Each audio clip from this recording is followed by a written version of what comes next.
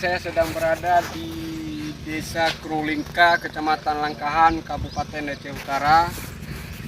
Beginilah kondisi Sungai Arakundu yang biasanya sering diambil pasir.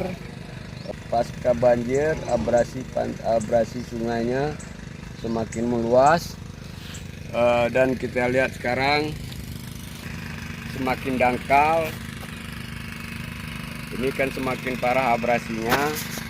Itu ada istilahnya ada ketek, mungkin yang digunakan sama penambang pasir, tapi kita nggak tahu untuk apa.